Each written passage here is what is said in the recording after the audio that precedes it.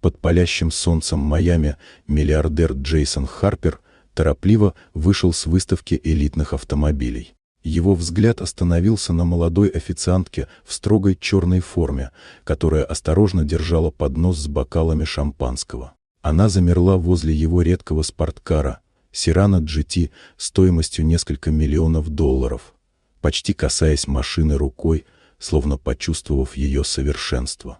Толпа вокруг шумела, фотографы щелкали затворами, а Джейсон резко сказал, чтобы она отступила. Никто не знал, что тихая, но наблюдательная официантка Лилиан Брукс на самом деле хорошо разбиралась в машинах. Она выросла, помогая отцу-механику в гараже. Ее сердце билось быстрее, но она сохраняла спокойствие. Она знала, что автомобиль, похоже, скрывает неисправность, которую заметят только те, кто умеет слушать двигатель. Выставка продолжалась, гости обсуждали сделки и обменивались взглядами, а Джейсон гордо рассказывал о своем Cyrano GT. Лилиан наблюдала за каждым движением, прислушиваясь к едва слышному ритму выхлопа, который выдавал проблему.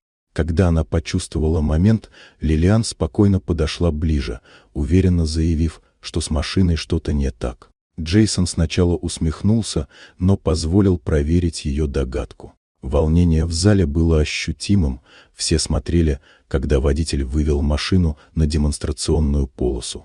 Лилиан внимательно слушала, а затем слабый, но характерный ритм выхлопа подтвердил ее подозрения. Мгновение истины настало, ее знания и интуиция доказали правоту. Гордость Джейсона слегка поколебалась, а толпа, которая сначала сомневалась, ахнула. Лилиан тихо улыбнулась, понимая, что ее внимание к деталям и годы, проведенные в гараже, сделали ее важной частью этой истории. Вот такая удивительная история. Дорогие друзья, если вам понравилось видео, поставьте лайк, а также подписывайтесь на канал, впереди еще много интересного.